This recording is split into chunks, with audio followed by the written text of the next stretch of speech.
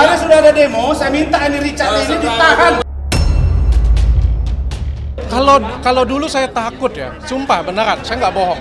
Kayak saya sudah pernah bilang di story saya, kalau dulu saya takut. Tapi setelah saya kenal dengan Dennis, konten dengan Dennis, dikontenin Dennis, ternyata lebih kayak badut saya. Ngomongnya berani ya dengan orang yang cuma kayak saya gitu kan. Ya kan kalian bisa nilai sendiri lah seperti apa, seperti debt collector kan. Saya nggak bilang dua tersangka kasus supaya Jaksa Agung ditangkap. Ya, kalau pengacara nggak buat jabri saya. Dan kemarin sudah saya setujui, kita akan gugat balik untuk material dan imaterial. Kemarin kita sudah hitung, itu lebih dari 500 miliar kita akan gugat balik. Karena yang dicemarkannya itu adalah nama baik saya. Mulutnya dijaga, saya akan buat laporan polisi buat Richard Lee. Rasman Arif Nasution meluapkan kemarahannya di sela-sela waktu persidangan hingga terjadi kegaduhan. Rasman pun turut mempertanyakan kejaksaan mengapa belum juga menangkap Richard Lee yang sudah berstatus tersangka dari 2 laporan polisi. Jalani persidangan kedua dengan agenda mediasi yang mempertemukan Rasman Arif Nasution dengan mantan kliennya berlangsung panas. Rasman sebelumnya mengajukan gugatan kepada Richard Lee setelah dirinya dipecat secara sepihak sebagai kuasa hukumnya. Kehadiran Richard Lee dalam persidangan ditanggapi dengan kemarahan oleh Rasman. Ia marah lantaran Richard Lee yang sudah ditetapkan sebagai tersangka namun belum juga dilakukan penahanan oleh pihak kejaksaan. Dalam emosinya, Rasman menuding Richard Lee kebal hukum. Lantas, seperti apakah Richard Lee menanggapi kemarahan Rasman? Dan langkah hukum apa yang dipersiapkan oleh kedua belah pihak? Hai Cumi Lovers, bersama Cumi Cam In Depth kami sajikan kabar lengkap, mendalam dan akurat dari narasumber terpercaya. Dan jangan lupa untuk like, subscribe dan juga share channel YouTube ini.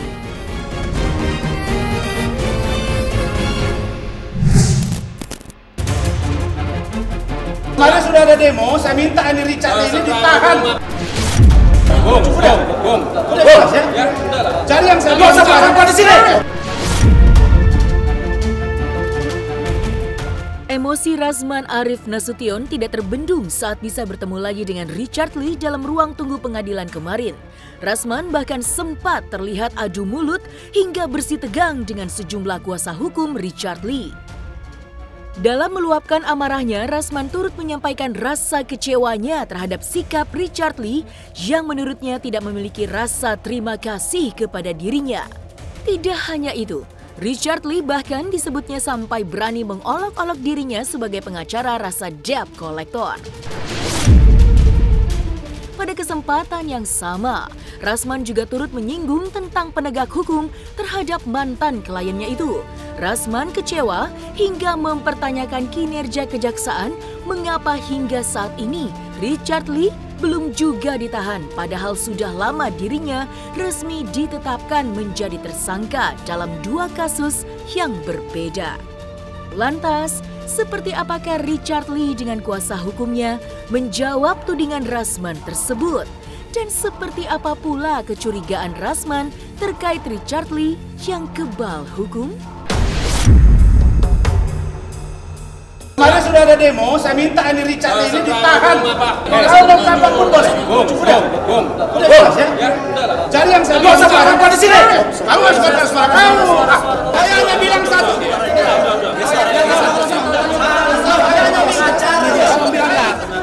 Gak baik.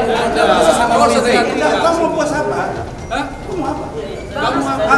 Udah, lawyer jangan gitu. Ambil tempurnya di sidang. Si tersangka datang sini. Ini klien kami. Tersangka datang sini. Ini klien beliau Saya jangan bilang si gitu. tersangka. Saya ngomong dengan si Richard Lee yang tersangka, betul? Santai aja, ngapain? Ngabisin urat aja ya bos. Aku malah ketawa, ini lawak sumpah. Dok, sorry dok ya, ini dinamika dok. Ini lebih ke jadi lawak sih sebenarnya. Kalau dulu saya takut ya, sumpah beneran, saya nggak bohong. Kayak saya sudah pernah bilang di story saya, kalau dulu saya takut. Tapi setelah saya kenal dengan Dennis, konten dengan Dennis, di kontenin Dennis, ternyata lebih kayak badut saya. Ngomongnya beraninya ya dengan orang yang cuma kayak saya gitu kan. Ya kan kalian bisa nilai sendiri lah seperti apa, seperti debt collector kan. Saya hanya tanya dan minta kepastian hukum dari Pak Jaksa Agung. Apa yang saya sampaikan ini kegelisahan penyidik, Pak. Penyidik sudah beritahu saya, Pak. Itu sudah berkas 6 bulan, Richard Lee 2 tersangka, kenapa belum di P21? Ada apa? Kemarin ada demo, ya? Ya. Dan itu juga sudah didesak. Apa ini? Kenapa orang ini, Richard Lee ini, belum juga diproses? Nah, sekarang mungkin ada backup. Kenapa kejaksaan belum juga menahan dia? Iya, betul. Jadi seolah-olah apa yang disampaikan dia selalu mencemooh, tertawa-tertawa tadi. Apakah tertawanya sehat atau memang benar dibuat-buat tadi itu, Bang? Itu aja. Ya, saya sudah minta Jaksa Agung ya. Saya kira nggak ada yang kebal hukum lah, ya. Beliau tuh bilang ya, pengacara saya bilang ini, beliau tuh kecewa banget ya, bahwa uang yang saya keluarkan itu banyak dan nggak gratis. Jadi nggak gratis. Nah, kalau ada yang beliau kan bilang selalu, saya digotong, diselamatkan, nggak tahu terima kasih. Aduh, saya minta tolong, saya minta maaf banget. Saya sampaikan berapa kali di pertemuan saya itu terima kasih. Siapapun yang sudah bantu saya itu selalu terima kasih. Tapi kan saya profesional, saya bayar beliau secara profesional loh. Kalau beliau menuntut seperti itu, kecuali kalau gratis ya, saya nggak tahu diri lah. Saya kan bayar profesional, bayar. Wajar dong kalau saya menuntut hak saya. Ya, seperti biasalah beliau mendominasi. Ya, kita ikutin aja. Beliau kan pengennya bagaimana. Kalau dari saya diminta bayar ya nggak mungkin dong saya bayar. Masa saya membayar orang untuk menjelek-jelekkan saya? Masa saya bayar orang untuk menghina saya? Masa saya bayar orang yang ngomongin masukin ke penjara kayak gitu punya? Saya nggak bego-bego banget. Walaupun saya nggak ngomong saya pinter, saya nggak pernah ngomong saya kaya, saya nggak bego-bego banget. Kalian lihat sendiri komunikasinya dengan saya tadi datang bagaimana. Kira-kira sebagai klien nyaman nggak sih kita menghadapi orang seperti itu? Ya mungkin kalau Dennis sahabat saya, wah dia kuat mental gila, dia di towing, dia teriak-teriak. Di 11 itu dia kuat mental. Saya ini kayaknya nggak sekuat Dennis mental saya. Kan dari awal, dari Desember sebenarnya saya cabut kuasa. Dan semua klien itu berhak untuk mencabut kuasa seorang pengacara. Benar ya Bang ya? Benar ya? Saya pikir semua klien itu berhak banget untuk mencabut kuasa. Saya mau tunjuk siapa aja sebenarnya nggak ada masalah. Ya, mau saya tunjuk teman Paris, mau saya tunjuk Farhad Abbas. Tapi kan saya nggak tunjuk. Saya mau berteman dengan mereka aja, masa nggak boleh? Saya cabut kuasanya, beliau marah-marah. Tapi beliau masih pengacara saya loh. Dan beliau masih saya bayar fee-nya. Jadi Desember bayar masih. Januari bayar. Tapi Desember menjelek-jelekan saya. Januari Kompes jelek-jelekin saya. Masa saya bayar untuk jelek-jelekin saya? Dan akhirnya kan bulan Januari saya kasih kerjaan. Beliau nggak kerjain. Kita kasih somasi. Tolong dong dikerjain. Dan abang tolong menghentikan menjelek-jelekkan saya. Juga tidak dihiraukan, masih dijelek-jelekkan, masih nggak dikerjain, kita kirim lagi surat yang kedua. Terus surat yang ketiga kita putusin. Masa kita mau bayar terus, Mas? Ya kan? Kan aneh juga ya kalau orang jelek-jelekin kita, nggak mau kerja pula, kita terus bayar terus. Kalau itu bisa, yuk kita sama-sama, kita seperti itu kan kantor kita sama-sama.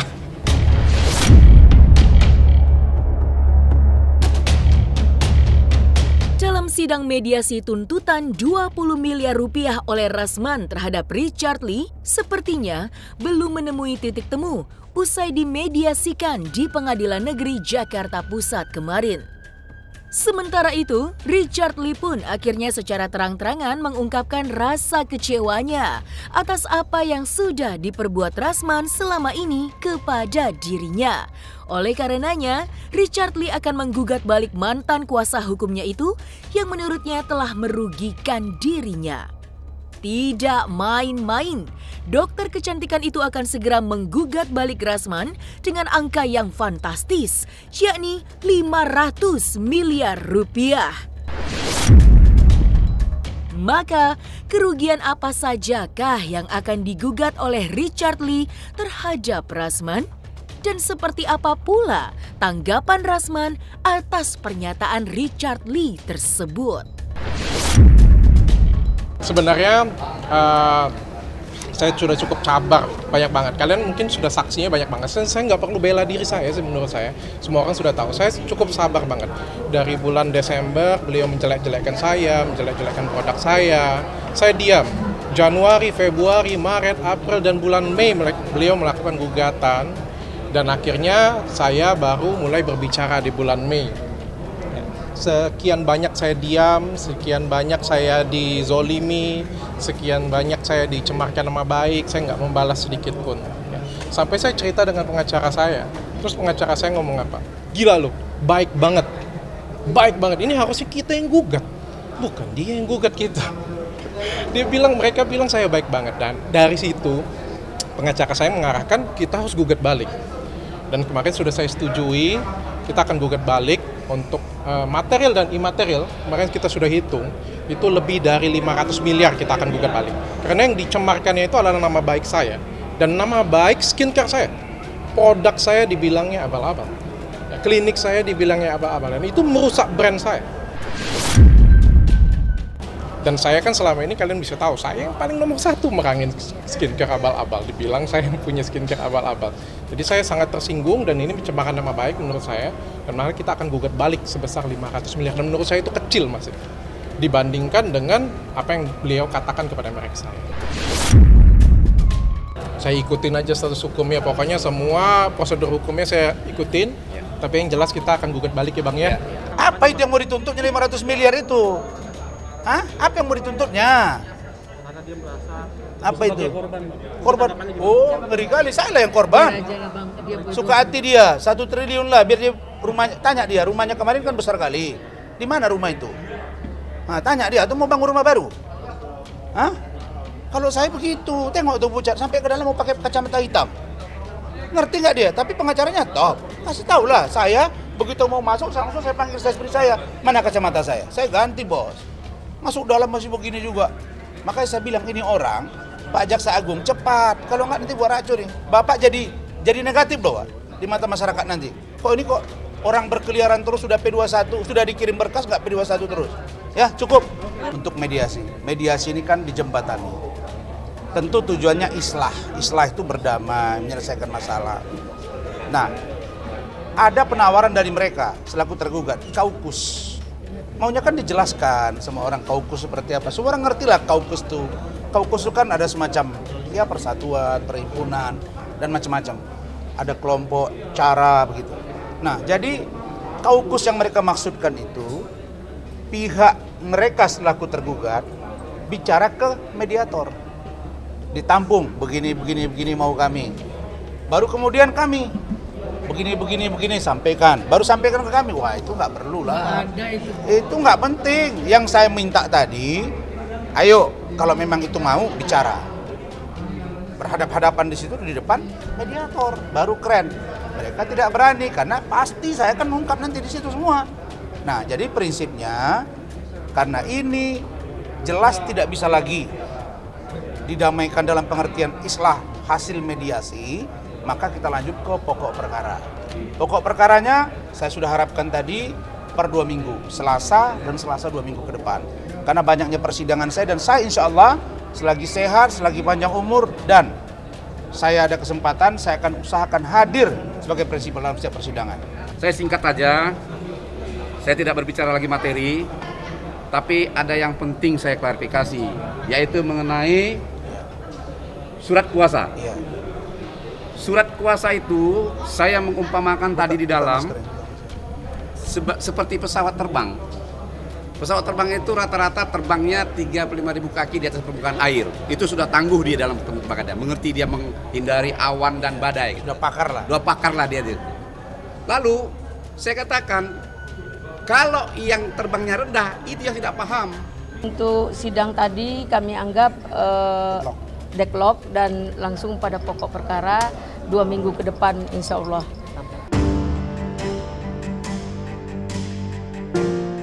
Seakan tak gentar dan yakin bahwa dirinya di jalur yang benar, Rasman pun turut mengkaitkan permasalahan hukumnya dengan Richard Lee dengan menyeret nama seterunya Hotman Paris dan Farhad Abbas. Rasman menuding jika dua pengacara tersebut sedang memiliki hubungan baik dengan mantan kliennya itu.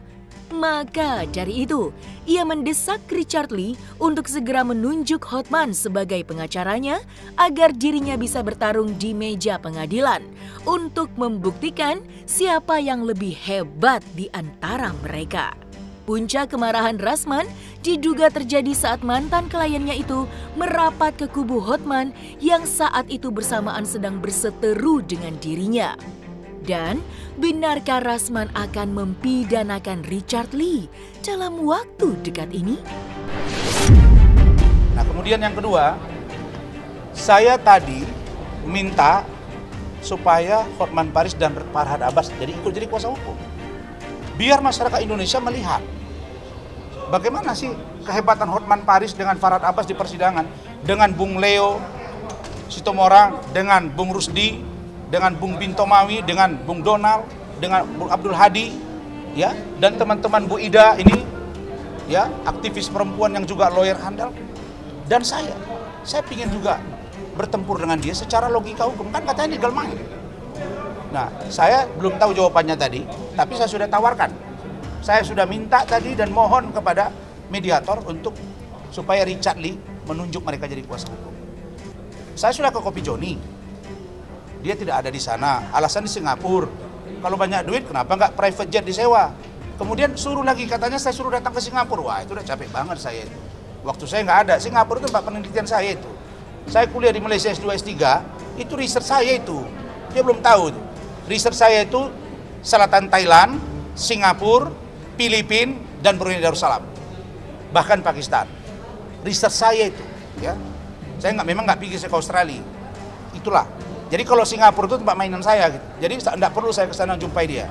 Pada Richard Lee, Anda manusia, saya manusia. Mulutnya dijaga. Saya akan buat laporan polisi buat Richard Lee.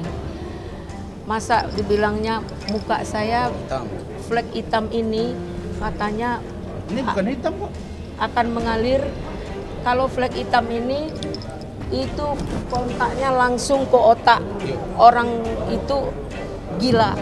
Jadi saya dianggap gila karena punya flek. Saya umur udah 60, punya anak 3, udah tua, wajarlah flek. Jadi flek itu akan mengalir ke gangguan otak, ke gangguan kejiwaan. Nanti saya minta dokter spesial kejiwaan untuk Richard Lee. Dia yang kejiwaan atau saya yang kejiwaan. Jadi jangan kemana-mana Richard Lee. Fokus dengan perkara Anda, fokus dengan perkara Anda. Ingat, Anda sudah membuat material dalam gugatan Rans. Hari ini kami sepakat untuk melanjutkan ke pokok perkara. Selesai sudah Cumi Lovers. Bersama Cumikam In-Depth, kabar lengkap, mendalam, dan akurat dari narasumber terpercaya. Dan jangan lupa untuk like, subscribe, dan juga share channel YouTube Cumi Cumi.